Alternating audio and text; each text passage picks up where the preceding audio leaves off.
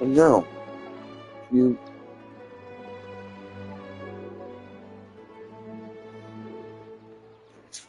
Go!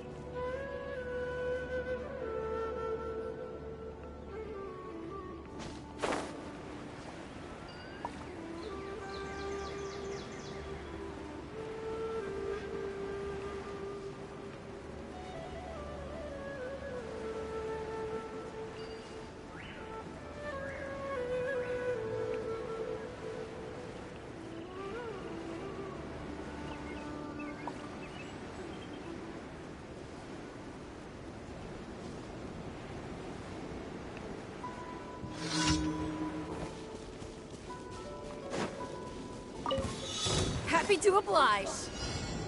Cryostorm!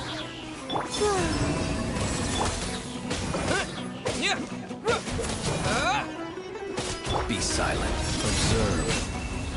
Following orders. Close your eyes.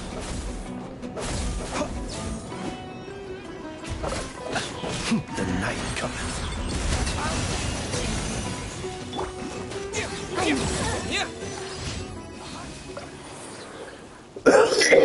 That was like, terrible for me. I was just not there.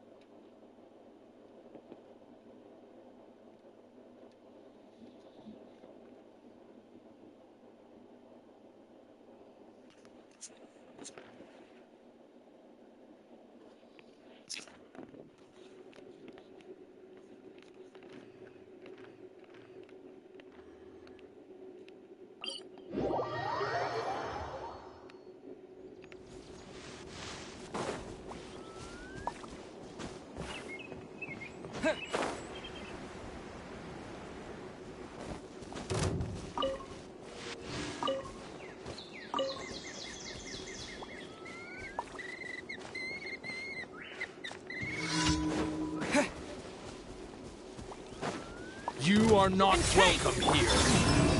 Be silent. To dust. Regret.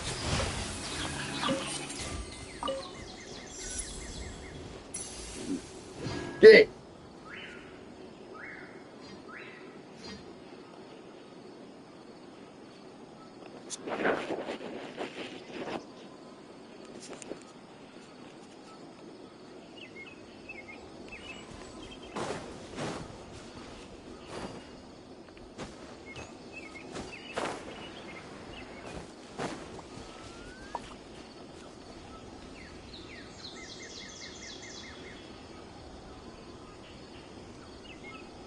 What's that?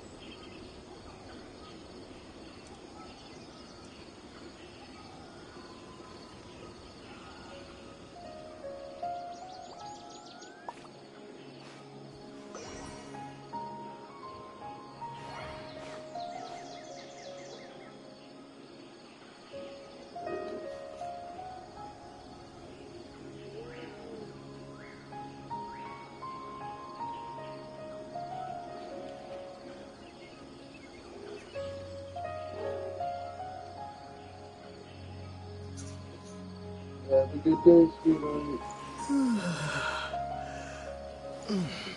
Okay. We'll try to protect the better. Yeah.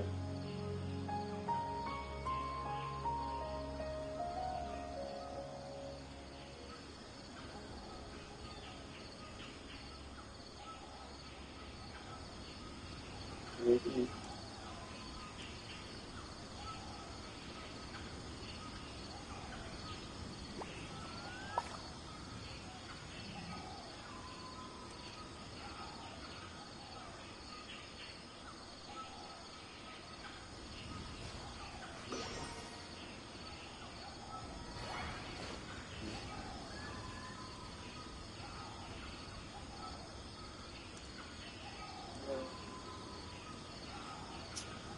Secret.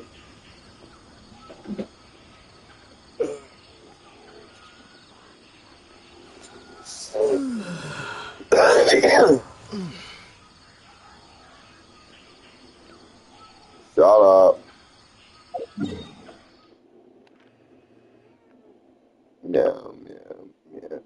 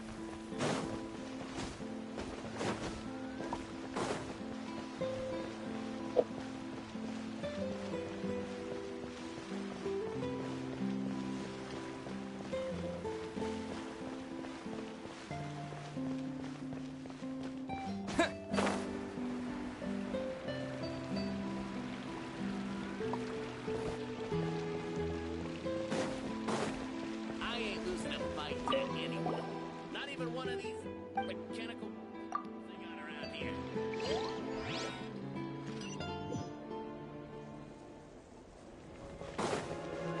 Cryo storm! Begone! Surge! Observe. Be silent. To dust. Close your eyes. Night falls. I think not. Encase! Observe. Close your eyes. Night falls.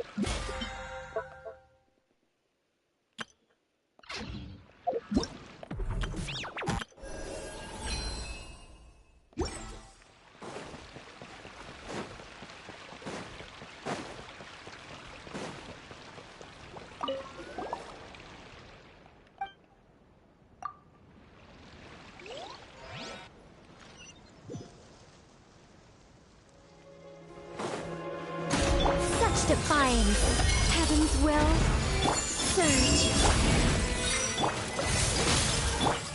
Be silent to dust. Close your eyes. Night falls.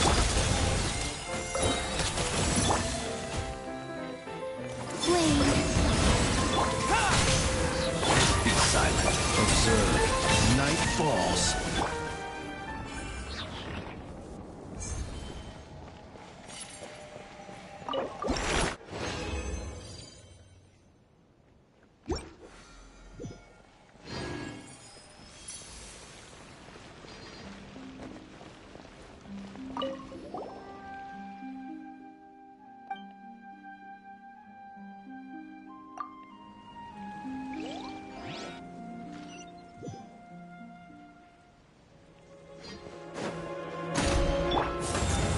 I live within you.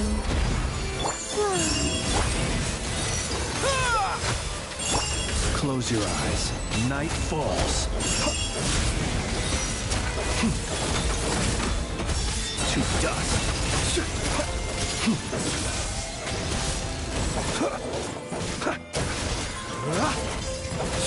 Be silent. Observe. To dust. Encase! Begone. Flame.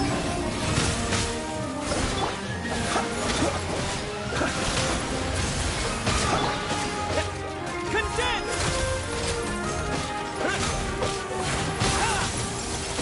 Yeah.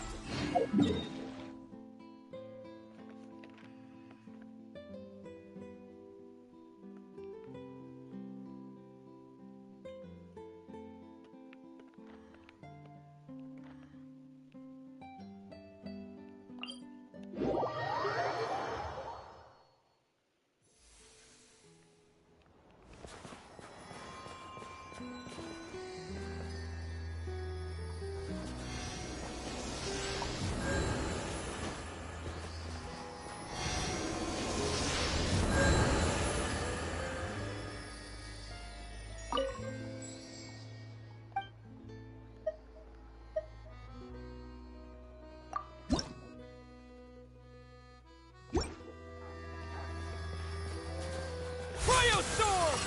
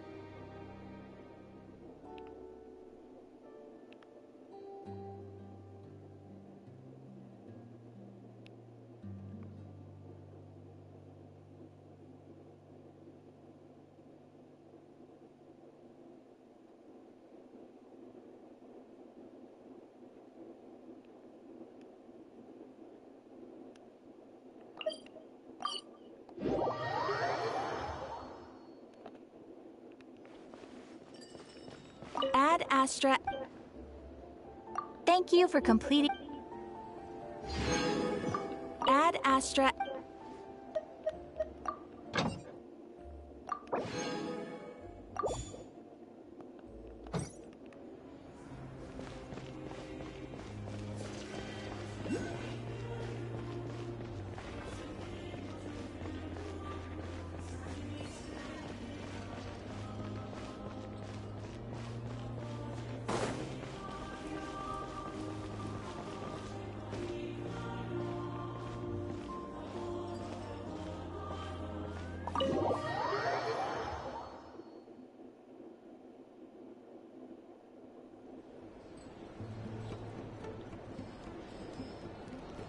We come here often, so we shouldn't stand out. Let's sit here. Now, it's up to Vodyanica. Let's see how the conversation goes.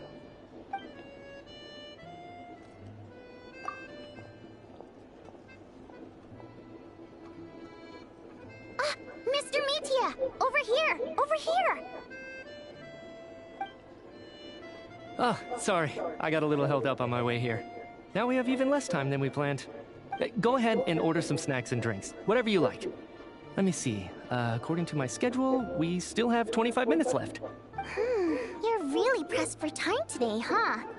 I was imagining this would be a leisurely chat. If you'd prefer, we can always reschedule for another afternoon when you have more time.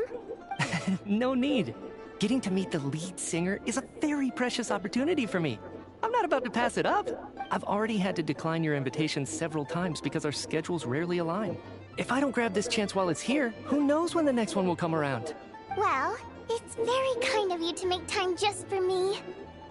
I'm not too sure, to be honest. But Snezhnaya's full of weird and wonderful things like that, so people tend not to bat an eye.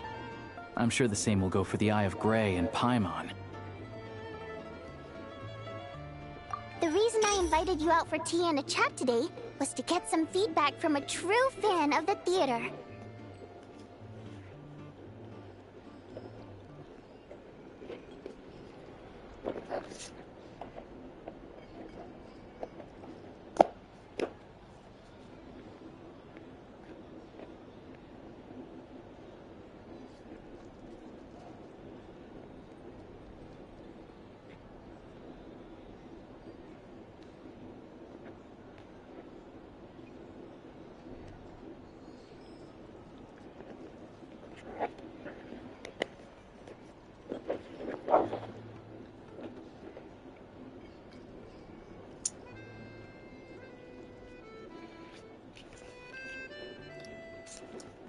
Well, I genuinely have nothing bad to say. No matter how many times I hear you sing, it never gets old. It always seems fresh and new somehow.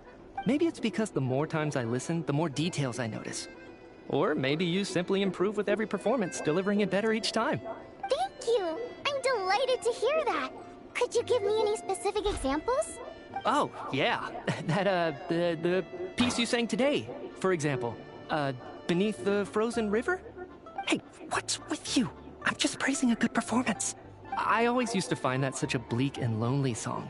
But the more you listen, the more you realize that it's not as cold and nihilistic as it appears.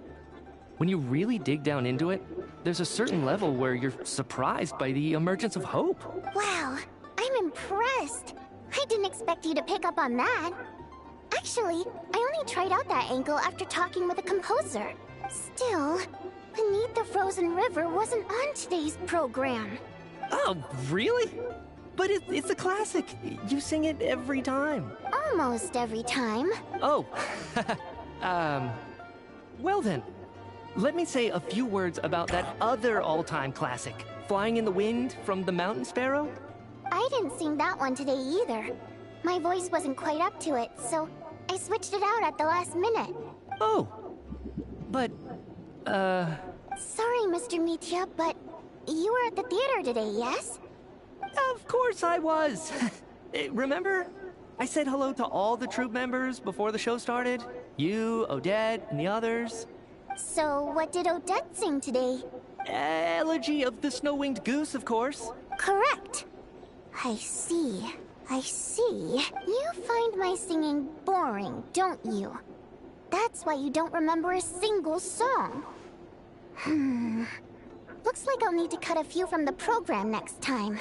No, that's not it. I swear. All right. I'll be straight with you. I'm sorry. My mind was wandering as you took the stage today. I enjoy watching your shows because the exquisite performances stimulate the mind. It always sparks some inspiration for my research. So, whenever I get stuck at work, I come to the theater for a change of pace. Odette's dance during the Elegy of the Snow-Winged Goose today was simply incredible. It got me wondering what she's been going through recently.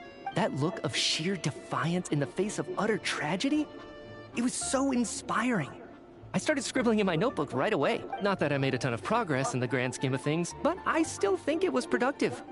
By the time I snapped out of it, the entire show had finished. So what you're saying is, you didn't listen to my singing at all? Unfortunately not. I'm sorry. I don't know which is more disrespectful.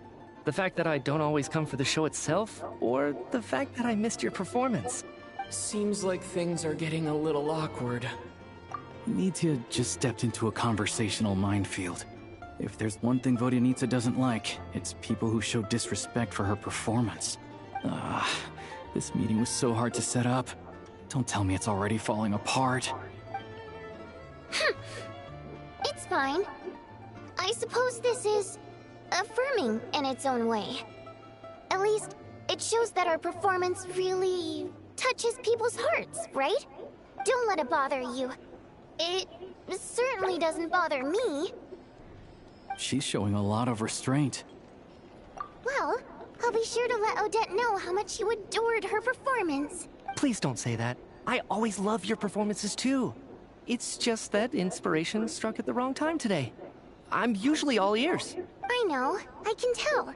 That's why I value your opinion. I'm sure some people can't stand it when others praise their coworkers right to their face, but not me. No, sir. Fair enough. I still feel kind of bad, though. But you know what I really can't stand? People who only show up to the theater to pretend that they're cultured. Makes me sick to my stomach. Oh, yeah, 100%. There are too many of those people around. By the time they're walking out the door, they've forgotten all about the show. What's wrong? You look furious. I don't know if you've heard about the boss of the Eastborough manufacturing plant. He isn't even a theater investor, but he always demands the same privileges as actual investors. Box tickets only, premium drinks, even the right to request specific songs. Well played, Vodyanitsa. Seems like she's harnessing her rage to steer the conversation back on track. Now that you mention it, I've interacted with that guy before. I gotta say, everyone holds him up as an example of a benevolent businessman, but I don't know. I don't see it. Yeah, he couldn't care less about what's happening on stage. He's just there to flaunt his social status. I hate that I have to prepare programs for guys like that. What's the big deal with that factory he runs anyway? I asked around a bit and heard some pretty shocking stories. Sounds like he's just another greedy capitalist. Oh, really? Yep, the things people are saying are pretty damning. Low wages, insanely long working hours, equipment running around the clock. And as if that's not bad enough, he also strictly forbids his employees from giving any kind of interview. Project Stuja has now been extended so many times, we're at the point where crystal rations for the common folk are barely enough to survive on. Yet he even wants to get his greedy hands on them just to boost his own profits. If the rumors are true, he's in serious violation of the law. Interesting. So you've heard about it too? What? So it's really true? Who knows? I've only heard the same rumors you have. But there's no smoke without fire. The Rooster's been coming down on us hard lately, demanding that we track and trace every single batch of Crystal. My coworkers in the Department of Energy have been tearing their hair out over it. The Rooster? I didn't realize he cared that much. Yeah. Even though there are no restrictions on Crystal trading, the poor will wind up freezing to death if we let the rich buy as much as they want. That's clearly unfair. Looks like we'll need to arrange an investigation into the Iskra manufacturing plant as soon as possible. I never knew you kept up with current affairs beyond the theater, Miss Vodyanica. You really have a heart for the common person. Most Fae in your position have long been indifferent to the plight of humans. Those of us who choose to live in human cities are naturally going to pay attention to any significant upheaval. Isn't the Rooster a Fae himself? I'm just surprised to learn that even someone with as much experience as him is getting so stressed out over Project Stuja. What is the end goal of this project anyway? This is it. We're finally going there. I'm sure Mitya can sense on some level that she's fishing for information. But since their conversation is so relaxed, he might just let something slip. It's stressing me out too. If I'd only made better progress with my research, things wouldn't have dragged on this long. Oh, so your work is related to Project Stuja? That's right. The Armory Palace needs a brand new energy source. Not the power of the Light Realm, and not elemental energy. Right now, the only thing that meets the requirements is the power contained within stellar linchpins. But harnessing that power is costly. Each step of the process requires enormous amounts of Kresnik crystal. From extraction to quantification to attempts at conversion. Progress has been painfully slow, and the team is getting burned out as time goes by. Sometimes, I see people staring into space as if in a trance. Could it be that this new energy source has side effects? No, it doesn't affect us, because the energy is used for...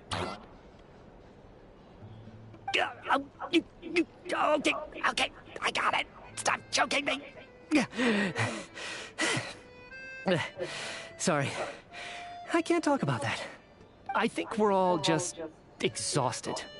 We've been working ourselves to the bone for so long, with so little progress to show for it. It's no wonder people are struggling to stay motivated. Seems like I owe you an apology. I shouldn't have gotten so mad at you for not paying attention during the show. Don't worry about it. I count myself lucky, to be honest. I don't envy the people who work closely with the Tsaritsa herself. I'd much rather be in my current position. At least I don't have to shoulder any major responsibilities. So they're trying to develop a completely new kind of energy. Yeah, censored by a scarf. Who would have thought? Oh, dear. It looks like my time is up. I'm afraid I have to leave. I'm so sorry. We ended up barely talking about the theater. That's okay. It was a pleasure chatting with you, really. Let's make up for it next time. Yeah, hopefully once the work pressure eases up a little, I'll be able to focus more on the performance, and then we'll have more to discuss. We touched on some confidential issues today. I'd be grateful if you could keep it between us. That could have gone worse. Nice job. Why was Mitya in such a hurry to leave, though?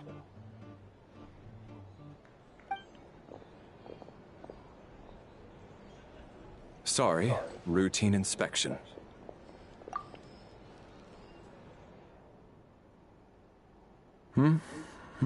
Okay, let's go. So he wasn't rushing to get back to work. He must have calculated that Valeri would find him here in exactly 25 minutes. That's frighteningly accurate. One of the main duties of the Special Assignments Battalion is to ensure that important figures stick to their schedules. All right, time for us to get going too. Excuse me, check please. We'll settle our check too, then. Oh, hello there. Mr. Mitya paid the check before leaving. He also asked me to pass on a message. He said it was an honor to share his tea break with Miss Vodyanitsa and her two friends. Wait. So he knew we were here all along? This raises a lot of questions. Did he deliberately mention the new energy source so that we'd overhear it? Maybe his work isn't confidential after all. Maybe the key here is the purpose of this new energy. I guess that's the next thing to look into. Sure.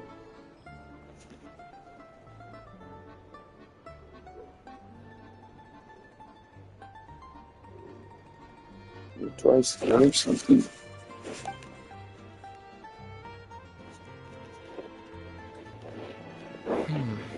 Vodyanitsa and Alosha have left. Time to head back and call it a day.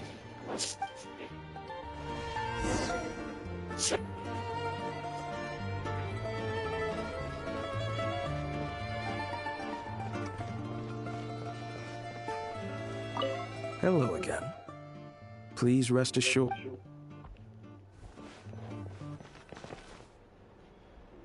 back! Here pretty early today. Paimon was just gonna mention that. After she woke up today, Paimon felt like her temperature was completely back to normal. But her strength still hasn't returned. Still, there's some good news. Paimon thinks she might have figured out the source of the problem. It's like there's some kind of mysterious power affecting Paimon. Paimon's never felt this way before during any of her travels. She only started feeling this way since we arrived in Snezhnaya. That's right. The Armory Palace needs a brand new energy source. Could that have something to do with this? What is it? You're making that face again.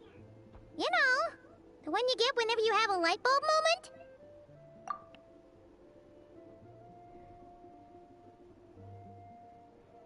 So, they're trying to develop a new energy source here?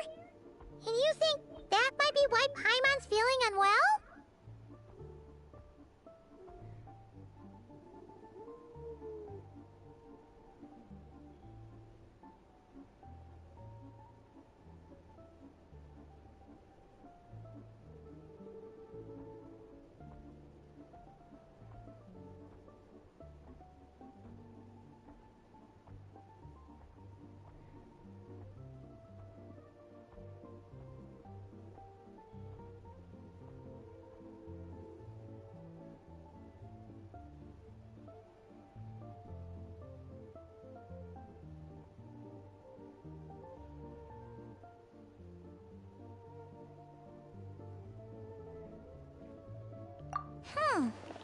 Well, Mijin denied that the energy they're researching has any side effects. Although, he did say that people working on the project have been having issues with their concentration and short-term memory. And even so, those are completely different symptoms from Paimon's.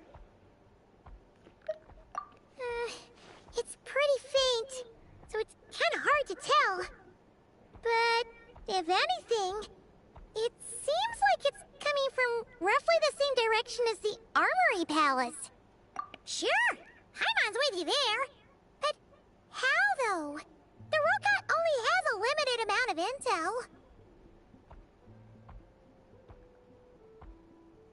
Oh, great point! They argue about Project Stuja every day. If we could sit in on one of their sessions, we might pick up some new leads. Good idea! Oh yeah, while you were out, Paimon tried all the yummiest looking desserts in the Podvoria restaurant. This one seemed right up your alley. So, Paimon saved some for you. Come try it once you finish writing your letter.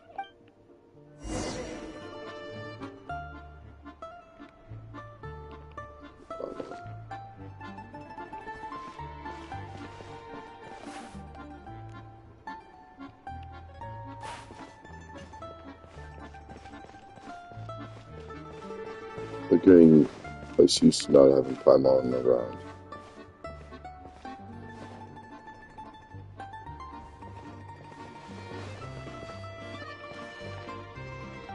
Kick Paimon away from us.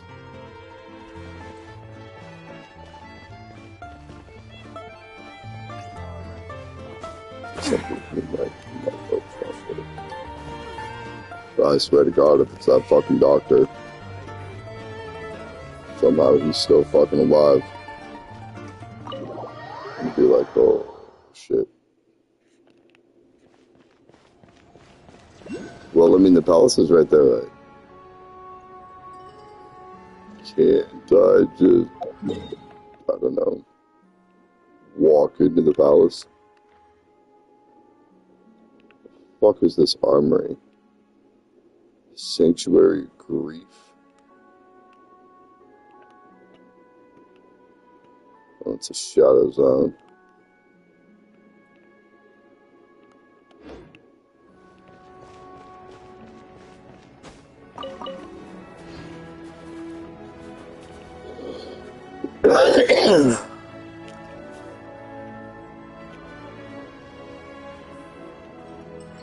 Ooh.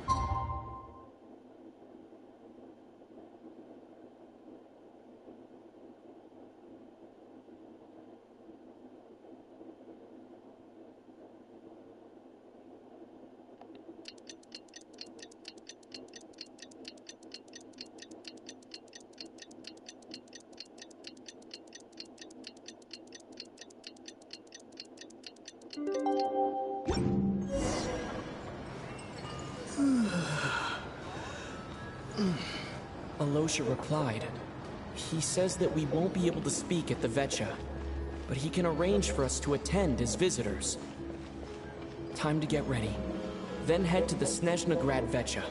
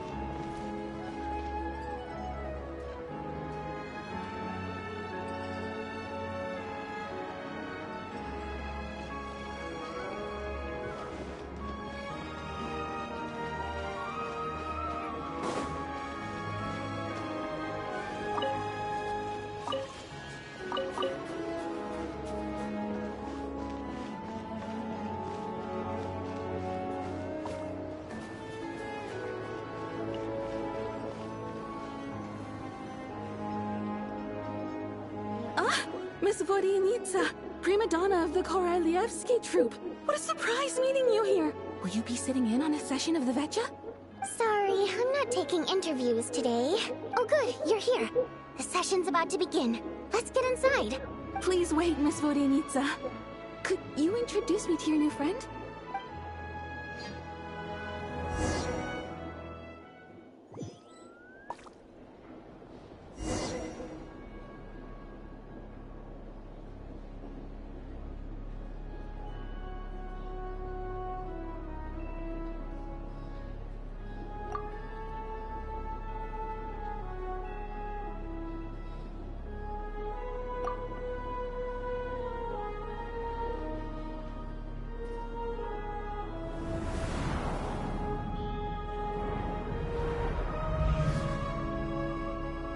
In summary, the energy management commitments made for the outgoing period have been delivered upon. Furthermore, both the production and consumption of Kresnik Crystal show clear signs of stabilizing. The relevant agencies have assessed the present circumstances and determined that the status quo can be sustained until the next period. For detailed statistics, I would refer you to the industry reports that have been distributed to all persons present. It should also be noted that while the recent blizzards have led to a significant increase in people's energy expenses, this is strictly a short-term phenomenon associated with a remotely located monster. Her Majesty the Tsaritsa is giving her full attention to this matter. We should have every confidence that it will be dealt with swiftly and conclusively. A financial report on disaster relief is also present in this report, courtesy of Pantalone. They cover the same old ground every single time. The rooster never seems to mind, but everyone else is getting tired of it. There's a general lack of trust. People aren't seeing any tangible benefits that affect them directly. Of course, none of that will be reflected in any of the reports on the table. Yeah, if it weren't for these hard copy documents, I could have at least made something up.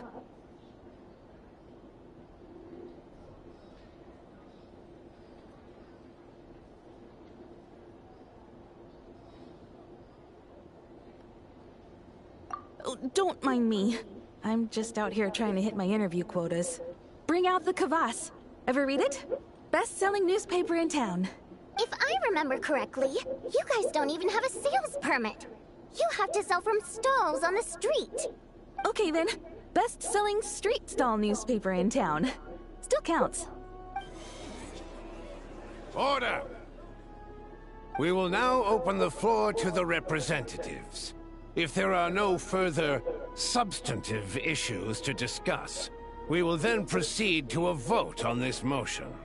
Snezhnaya has a long tradition of treating members of the Fatui armed forces and their dependents favorably. But recent surveys shows that Fatui families in remote areas have access to 15% less crystal than the average civilian family in Snezhnograd. It's been said many times before, but it bears repeating now. There needs to be a clear and consistent rationale behind how crystal is allocated, or we will soon face immense public backlash. Perhaps you wouldn't need to keep repeating yourself if you would hear me out for once. I say again, true consistency exists only in principle. In the real world, fairness is relative. You appear to treat resource allocation as a simple function of production and population. So what about when the equipment used in production breaks down? Have you factored that into your equation? And do you even know how long it's been since Snezhnaya last conducted a census? If I knew the answers to questions like that, I'm sure I'd be a very wealthy man. And I doubt I'd be going by child. I'd like to bring the focus back to the specific issue I raised. Or do you wish to deny that favorable treatment for Fatui dependents is our long-standing policy?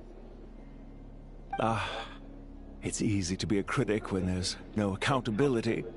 That seems to be a running theme in the anti-Project Stuja cohort. Defeat the ringleader and all other problems will magically resolve themselves. That's what they seem to think. But in case you aren't aware, not one jot in my report would change whether Project Stuja continues or not.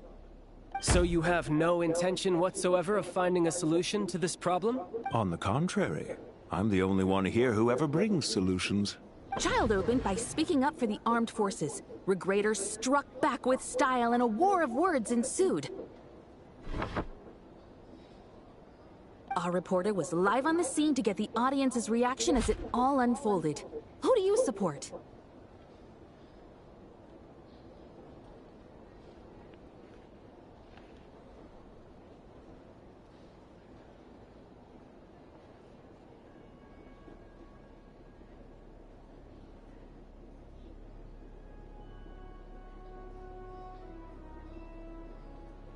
The people have spoken! Child received raucous applause from the crowd as he pushed Regrator onto his back foot with a relentless barrage of questions. Now you see why they don't have a sales permit. However this reporter wants to spin things, I haven't forgotten that Tartaglia was representing the Northland Bank when we first met in Liyue. So surely, their relationship can't always have been this strained. You two are getting off topic. Let's focus on what the data is saying. Mr. Pantalone, may I speak on your behalf? Oh, please do. I'm more than happy to save my breath. Crystal distribution policy undergoes modifications with each new period. The ultimate goal being to find the most reasonable method of allocation, which I believe is what Mr. Tartaglia also seeks. But I fear many may have been misled on this topic by extremist activists. To clarify, Project Stuja is not the root cause of the problem. It is merely a framework for resource distribution. The most recent reports all point to Snezhnaya's resilience and adaptability during this period of fine-tuning, and give clear indications that a distribution framework is improving with each iteration. To make drastic adjustments without first considering the risks would likely do more harm than good. It would be a waste of the hard-won experience we've gained to date. Renowned scholar of finance, Arapov spoke up to clarify the fiscal logic, clearly alluding to social organizations like the Rokot in his words. With the notorious Lelek still active to this day, should the Rokot be held responsible? No, there is someone else to blame.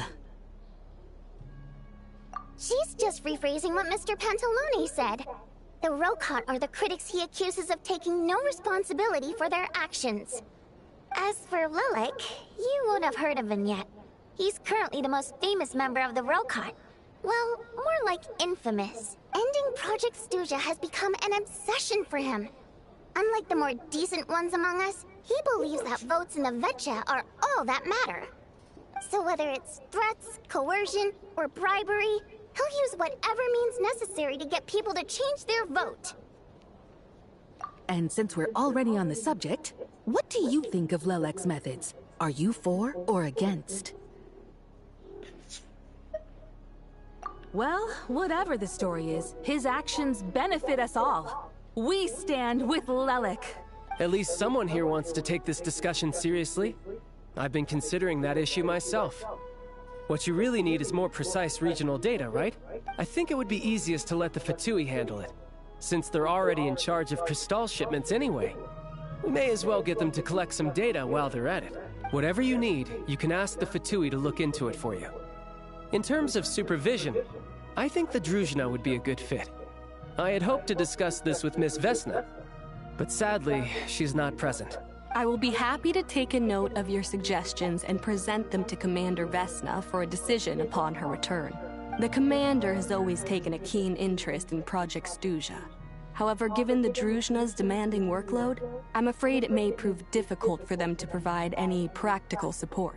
Let us refrain from jumping to conclusions until a concrete and actionable plan is in place. My apologies, Lord Rooster. There are numerous issues to address here, including manpower, time sensitivity, and reporting lines.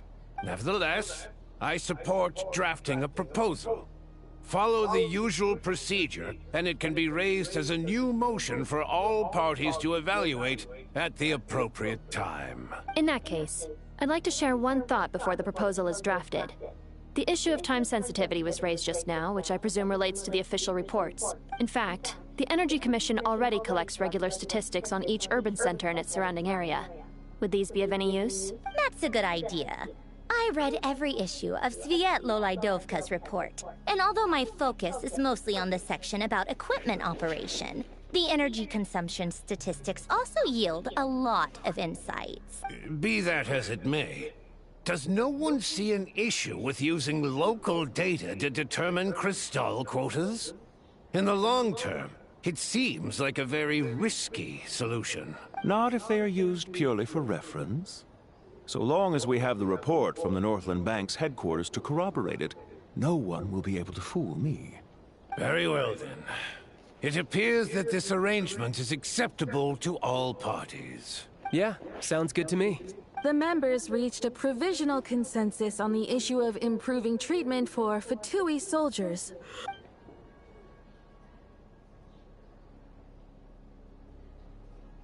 Today, the prima donna of the Korailievsky troupe attended a session of the Snezhnograd Vecha in the company of a dashing young man.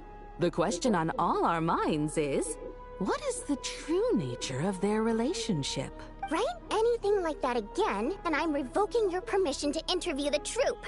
Got it?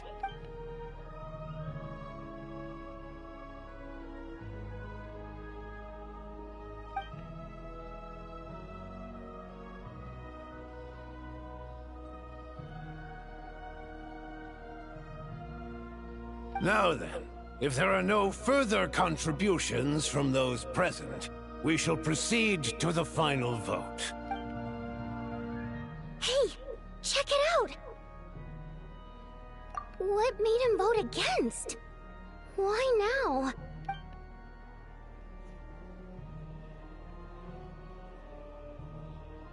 The votes have been tallied. Those in favor of continuing Project Stuja total 61%, securing a clear majority. That was too close. The margin has shrunk yet again. Chuganov was a huge loss. I'll bet Lelek is behind this. I wonder how Pulcinella will respond this time. Chuganov. I see. Lelek strikes again. Yes, go, Lelek. Once Project Stuja is defeated, our unwavering support at Bring Out the Kvass will finally pay off when we make our comeback. I can taste our victory already! In accordance with the result of this vote, Project Stuja will remain in effect until the next Vecha period. Finally, may I remind us all, we debate only for the greater glory and solidarity of our nation. May the Aurora shine ever on, and the Tundra always stand firm. The session is concluded.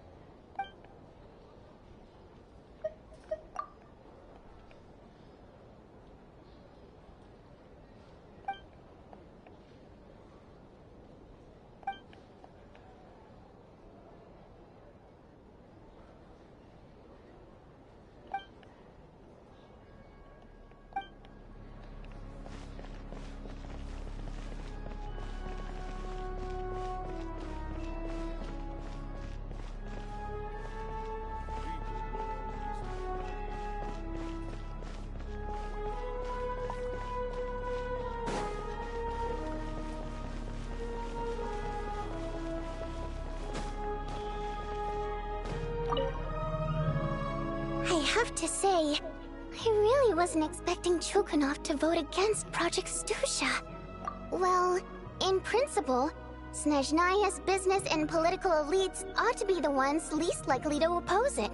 As we heard, Project Stusha is basically just a resource distribution framework that requires everyone to cut back during the winter. But even if the policy got cancelled, the Tsaritsa's energy needs wouldn't suddenly go down. The extra demand from the public would have to be filled from somewhere. So logically, the factories would have to take the hit. I got a letter from Mr. Mitya just before today's session. He said he's confirmed that there are issues around overtime and excessive energy consumption at the Iskra manufacturing plant.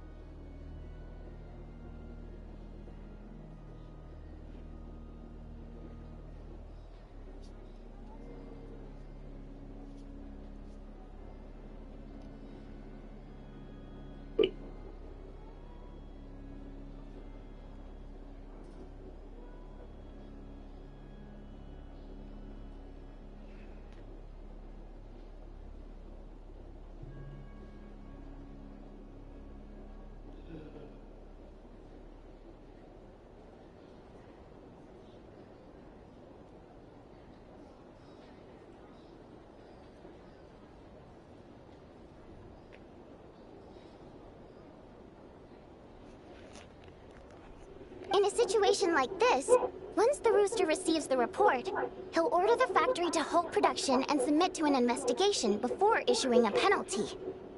But that's a week-long process, and thus didn't make it onto the Vetcha agenda this time. I don't think he suspects anything so far.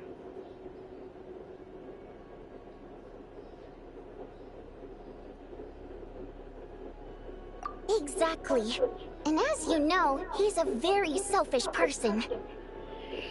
I was originally gonna try and flip him after he received notice of the official sanctions. My plan was to convince him that the whole thing was completely unfair. Rather than just sit back and take the hit while his factory stopped production, he'd be better off voting to end Project Stuja. At least that way, no one else would be able to make any money either, because all the factories would suddenly have more limited energy to work with. But now, he's already voted against it, which means someone must have used more forceful means to change his vote. Just like with everyone else who flipped. Yeah, no one knows why Lilac is so obsessed with ending Project Stuja, but by the looks of it, he's inching closer and closer to success. Lilac must have strong motivations, given how he'll stop at nothing to achieve his goal. Maybe he knows the full truth of Project Stuja. Maybe my next step should be to focus on him. All right. What are your plans for the rest of the day? Shall we head out? Hey, comrade. I noticed you were here during the debate. I didn't take you for a political enthusiast. Greetings, Harbingers. I just happened to have some free time today, and my new friend here thought it might be fun to check out the Vetcha. Ah, Odette must have introduced you. Looks like you two are getting along pretty well. I'll leave you to catch up. I should head back to the troop. Sure. Break a leg and all that. Thought it might be fun to check out the Vetcha, did you? Things are never that simple with you, Traveler. There's no way you're here for kicks and giggles. Tell me I'm wrong. Oh, yeah. To some, he's a captivating enigma. To others, he's the bane of their existence. No one ever thought that some anonymous nobody from the Rokot could cause such a stir. Huh? You want to look into Lelik? Then I'm sure his days of anonymity are numbered. What do you think, Sandrone? Fine by me, I guess. If the Traveler actually manages to expose Lelik, it'll be doing Pulcinella a favor. In return, it seems fair to let him in on what we've learned so far. My thoughts exactly. Sharing is caring after all. Head back to Glupov and grab the files on Lelik. It's easier to just pull the records than go through the rigmarole of getting the Traveler a visitor's permit. As you command, child, sir. In that case, since we're going to be waiting anyway, I'll have someone brew a pot of black tea.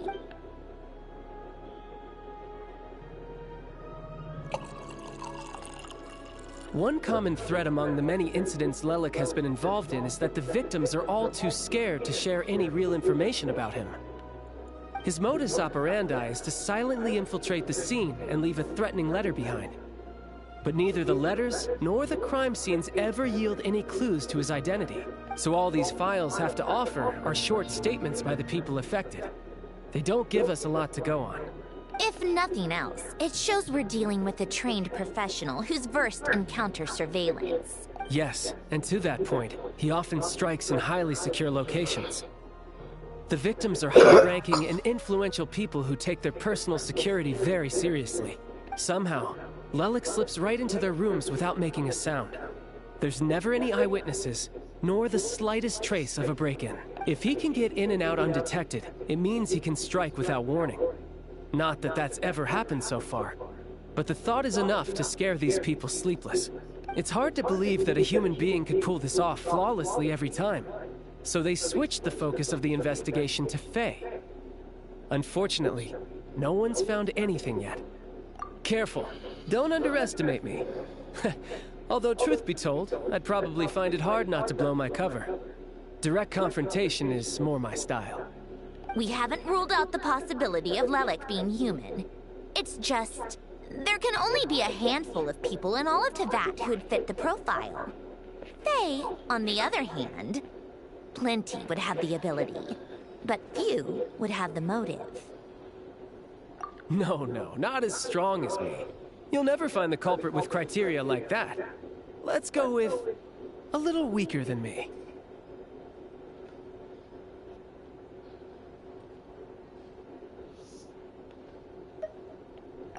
There's no denying that Master is strong, but meticulous. We can only hope. He's just trying to find a reference point. Stop getting fixated on who's stronger than who. But that's the most important thing. In my opinion, anyway.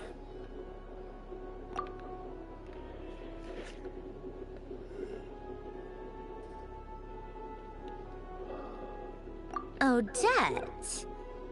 Yeah, that seems about right. Her skills are solid, and she's always calm under pressure. Except she's Fatui, so the likelihood of her working against us is pretty low. No, wait a moment. Maybe we should interrogate that assumption. What do you mean? Which assumption? Her Fatui identity doesn't necessarily exonerate her. And when you think about it, the Rokot would be precisely what she needs to conceal her identity. Plus, she wouldn't need to be such a pro at covering her tracks. She'd already know where the Fatui will be and when. So she could choose the perfect time to act. Oh, yikes. I was just thinking out loud. Why is this starting to sound like such a convincing theory? Still, what reason could Odette possibly have for trying to call off Project Stuja? Arlecchino would be the best person to ask. She knows Odette best. Unfortunately, she isn't back yet. Rosaline used to open up to her in private about her struggles with Odette. As I'm sure you can imagine, Arlecchino is quite a lot better with children than Rosaline was. She gave her some tips on how to handle the situation, and Rosaline managed to reach a settlement with Odette before leaving. So I suppose there were at least no lifelong regrets left behind.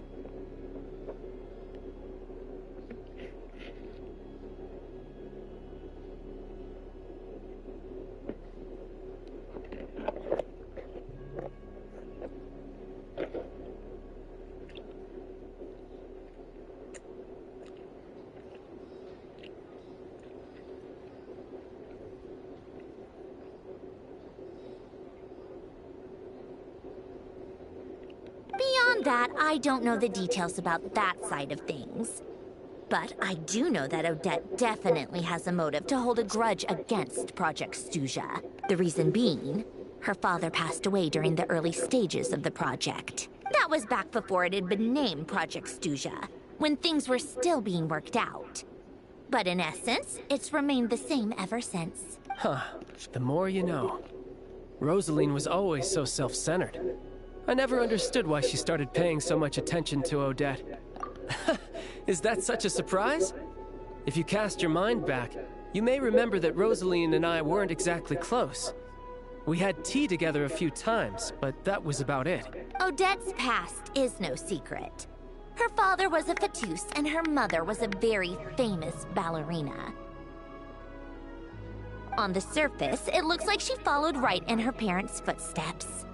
But the truth is quite a different story. After her father passed away on a mission, her mother was overcome with grief. She broke her leg during a performance and could never dance again. Odette was only interested in ballet at the time, but this tragedy left the family with both breadwinners gone. They could barely make ends meet. Per Capitano's policy, family members of Fatui who died in the line of duty had to be appropriately accommodated and provided with adequate assistance. So, regardless of how Rosaline may have felt about it, it fell to her to resolve the issue of Odette's family's livelihood. In the end, the solution they agreed upon was to have Odette join the Fatui. Right, because the alternative would have been a one-off compensation payment, I guess. In that sense, joining up was definitely the better option. Still, she must have had mixed feelings about it, right? If she doesn't even like the Fatui. It's just a theory. A possibility. But as a motive for Odette to become Lelik, it holds up. That said, I have no idea where Odette's head is at right now, or what her conflict with Rosaline was about. Plenty of people were on bad terms with Rosaline. I have no intention of trying to figure it all out. Yes, but there's not much point in discussing that now. Yeah, back to Lelik. Since our investigations so far have turned up next to nothing, we've got nothing to lose by trying a new angle. Funnily enough, Tonya and I had actually made plans to go to the theater tomorrow to watch Odette's rehearsal. Unfortunately, thanks to this Lelik situation, I'll be stuck working overtime again. Which means you can go in my place. No point wasting the ticket. Plus, you'll get to meet Tonya. Spirit Seeker. Quite the classic ballet. It was passed down through Odette's mother's family for generations, though it hasn't been performed in years. But Odette's been practicing it diligently, and it's finally ready for a return to the stage. Excitement is through the roof. Tickets for the official performance sold out long ago. Tonya's excited for it too. She's desperate to see it no matter what. Personally, it's not really my kind of thing, but since she's my little sister, I had to figure something out. I've actually seen it several times before. The story's pretty straightforward. The lead character follows a trail of clues left behind by a spirit, gradually recovering her memories along the way. It's a tale of love and regret. So not exactly reinventing the wheel, at least by today's standards. But when that classic melody kicks in and the lead character begins to dance, it always gets me. It really is beautiful. Not an easy dance to do justice to, though. I know it's always been Odette's dream to perform this piece, but I'm not sure she's really ready. In that case, I think that even if she is Lelik, we should wait until her performance is over before we respond. I'll let you take it from here, comrade.